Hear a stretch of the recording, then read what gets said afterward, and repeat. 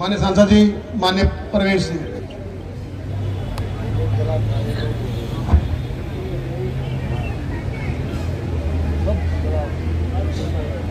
समस्त पंचायत और सारे बुजुर्गों के चरणों में प्रणाम करता हूं।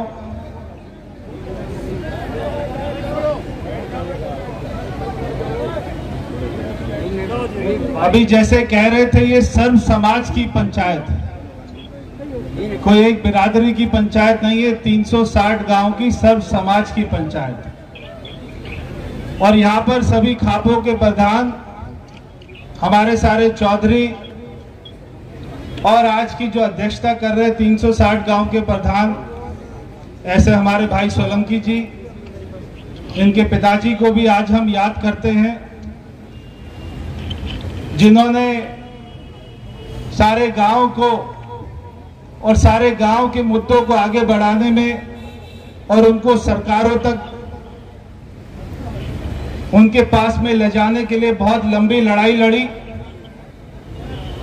मेरा उनसे अच्छा परिचय था। मैं अपनी बात को ज्यादा लंबे में नहीं रखूंगा, बहुत ही थोड़े में बोलूंगा, क्योंकि आप लोग काफी देर से बैठे हैं कि आपका जो मुख्य मुद्दा है हाउस टैक्स का, हमारे बीच में देखिए हमारे दिल्ली के जो सबसे हमारे प्रधान हैं श्री वीरेंद्र सचदेवा जी, वो भी आए हैं और उन्होंने अपनी बात को भी रखा और उन्होंने कहा कि जब हमारी एमसीडी में सरकार थी तब कोई भी गांव में नोटिस भी आता था तो उसको भी कैंसिल करा देते थे, और जब तक हमारी सरकार रही तब तक गांव में नोटिस भेजने का काम हमने कभी नहीं किया। ये जब से ये नई सरकार आई है एमसीडी में पिछले 7-8 महीनों से, तो उसके बाद ही गांव में पहली बार इतने लाखों रुपए के जो है नोटिस आने शुरू हुए। मैं आपको हमारी पार्टी की तरफ से, हमारे प्रधान जी की तरफ से ये मैं आश्वासन दे सकता हूं कि चाहे आपकी लड़ाई को हमें किसी भी हद तक जाना पड़े, चाहे हमें एलजी साहब के साथ में भी बैठकर लंबी लड़ाई करनी पड़े, चाहे कमिश्नर को भी हमें आंख दिखानी पड़े, मगर गांव का कोई भी व्यक्ति हाउस टैक्स ना जमा कराए, ये मैं आपसे अपील करता हूं। जब मैं कह रहा हूं कोई जमा नहीं कराएगा, इसका मतलब कोई जमा नहीं कराएगा। कोई ऐसा नहीं होना चाहिए कि गांव में 10 लोगों ने जमा करा दिया, 20 लोगों ने जमा करा दिया और बाकी 20 कह रहे हम नहीं जमा कराएंगे। ये गांव की एकता दिखाई देनी चाहिए। आज ये पंचायत की ताकत इसीलिए बनी है कि यहाँ पे हजारों लोग, हर गांव का प्रतिनिधित्व आज यहाँ पर बैठा हुआ है। अगर कुछ गांव के लोग आते या कम लोग आते तो हमारी ताकत नहीं बनती। मेरे पिताजी हमेशा कहते थे मुट्ठी में ताकत होती है, मुट्ठी खुल जाती है तो ताकत नहीं बनती है। इसलिए हमेशा चाहे अपनी कोई पर्सनल लड़ाई हो तो अकेले लड़ना, मगर जब गांव देहात की बात हो, दिल्ली देहात की बात हो, तो सारी कोई भी ऐसा मुद्दा हो, जब भी आपको कॉल आए, कोई भी 360 गांव की ऐसे पंचायत की बात आए, तो अपना समय निकालकर हमें ऐसी पंचायत को मजबूत बनाना चाहिए, ताकि ये पंचायत का मैसेज ये सारी मीडिया जाए, सोशल मीडिया पर ये ऊपर तक पहुंच जाए और ऊपर के लोगों को आज भी ये पता लगना चाहिए कि दिल्ली में भले ही बाहर के लोग ज्यादा बस गए हों, मगर दिल्ली की जो असली ताकत है वो आज भी गांव में बसती है। हमारी जमीन पर ये कॉलोनियां कटी हुई हैं, इसलिए ये लोग भी हमसे बाहर नहीं हैं। इसलिए हाउस टैक्स कोई जमा ना कराए। ऐसा ना हो कि गांव के 5% लोग जमा करा दे, 10% लोग जमा करा दें। जब फैसला हुआ है नहीं कराना, इसका मतलब नहीं कराना। एक बात तो हाउस टैक्स की ये हो गई। उसके बाद में जो म्यूटेशन की बात है, ये जब से सारी हमारी गांव की जमीन अर्बनाइज हुई है, ये जो रूरल गांव थे ये ज्यादातर अभी 93 के गांव में ये सारे अर्बनाइज हो गए। इसके बाद में कानून में बदलाव आया है। मेरी कई बार चीफ सेक्रेटरी साहब से और एलजी साहब से बात हुई है, और अभी पिछले हफ्ते मेरी और वीरेंद्र सचदेवा जी की बात हुई थी। एलजी साहब ने खुद अपनी तरफ से बोला कि गांव वालों के साथ में बहुत बड़ा अन्याय हो रहा है और मैं भी चाहता हूं म्यूटेशन जल्दी से जल्दी शुरू होना चाहिए। उन्होंने अपने अधिकारियों को आदेश दिए हैं और हम भी ये जैसे अभी अध्यक्ष जी ने कहा कि G20 के बाद में आपका 5-10 लोगों का डेलीगेशन ले जाकर एलजी साहब से मिलेंगे और वहां पर म्यूटेशन के ऊपर में आपको आश्वासन दिलाकर और जो हमें आश्वासन मिलेगा जितने समय का, उस समय के अंदर अंदर में म्यूटेशन को दोबारा से शुरू करवाने का काम करेंगे। और भी बहुत सारे, ये खाली 2 मुद्दे नहीं है। मैं चाहता हूं ये आपने जो होर्डिंग लगाया इसमें हाउस टैक्स और म्यूटेशन के अलावा आपको लैंड पूलिंग भी लिखना चाहिए था, आपको एलडीआरए भी लिखना चाहिए था, आपको जीडीए भी लिखना चाहिए था, आपको 74/4 की जमीन के बारे में भी लिखना चाहिए था। और जो मेरे भाई ने कहा है कि ग्राम सभा की जमीन जो भी गांव अर्बनाइज हो गया उसके बाद में जो ग्राम सभा की जमीन है, मैं आपको विश्वास दिला रहा हूं कोई डीडीए ग्राम सभा की जमीन नहीं लेगी, कोई डीडीए सरकारी कोई भी ग्राम सभा की जमीन नहीं लेगा।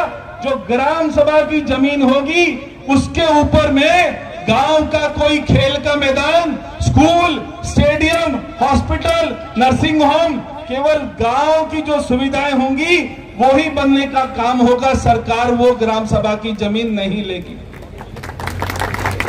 तो कोई ये ना सोचे कि ये अर्बनाइज हो गया तो ये जो ग्राम सभा की जमीन है ये सरकार ले लेगी, कोई नहीं लेगी, केवल गांव वाले जो तय करेंगे। और मैं आपको एक और खुशी की बात बताता हूं, अभी एलजी साहब ने 10 गांव गोद लिए हैं, वहां पर आपको भी ध्यान होगा। यहाँ पर अपना हंसराज हंस जी की लोकसभा में भी लिए हैं और मेरी लोकसभा में भी लिए हैं। अधिकारियों को बुलाकर मैंने पिताजी के जाने के बाद में पहली बार दिल्ली में देखा कि कोई ऐसी बैठक होती है जिसमें अधिकारियों को, बड़े बड़े अधिकारियों को बुलाकर एलजी साहब वहां पे सबको अपना बोलते हैं कि जो भी काम होगा गांव वालों से पूछकर होगा, और अगर गांव वाले कह रहे स्टेडियम बनेगा तो स्टेडियम बनेगा। मैंने इससे पहले कभी नहीं देखा था, ये पिछले 15 सालों में पहली बैठक देखी है।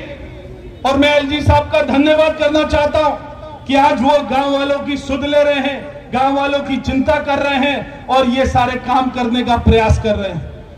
तो भी आप अपने हमारे ऊपर में विश्वास रखिए, हम आपकी लड़ाई लड़ने के लिए यहाँ पर हैं। पिताजी के जो सपने थे गांव देहात को लेकर, हम उसको पूरा करने के लिए ही यहाँ पर हैं, कोई और उद्देश्य नहीं है। उसको पूरा करेंगे, जैसे आपका हुक्म होगा वैसे पूरा करेंगे।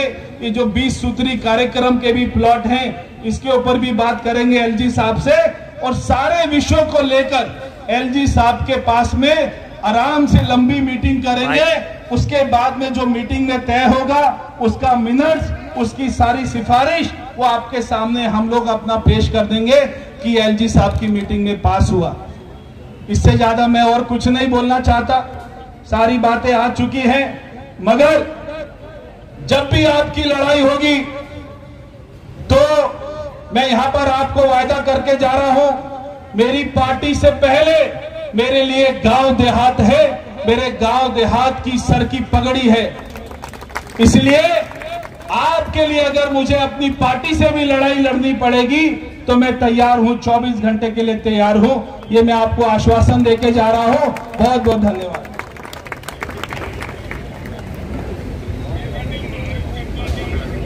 अब आप सबकी इजाजत हो तो पंचायत को समापन की ओर ले जाते हुए, इसमें 2 बातें रह गई थी कि एक तो सचदेवा जी ने जो कहा ना कि हाउस टैक्स की कमेटी बनाएंगे, कुछ लोगों को उसकी जानकारी के लिए बता दूं, वो इनकी पार्टी की कमेटी है, वो हमारे समाज की नहीं है। तो ये अपनी पार्टी की बनाए, समाज की तरफ से जो प्रतिनिधित्व होगा, जो पंचायत तय करेगी वो लोग जाएंगे।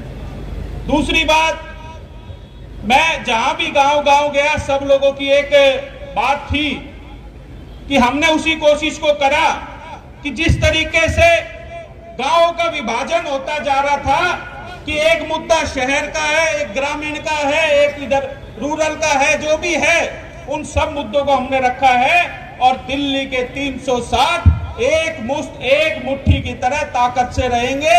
तो आप सबसे एक फैसला और करवाना है कि जो हमारे गांव वाइज नौजवान साथी हैं जो आगे की इस लड़ाई में एक निर्णायक भूमिका निभाएंगे।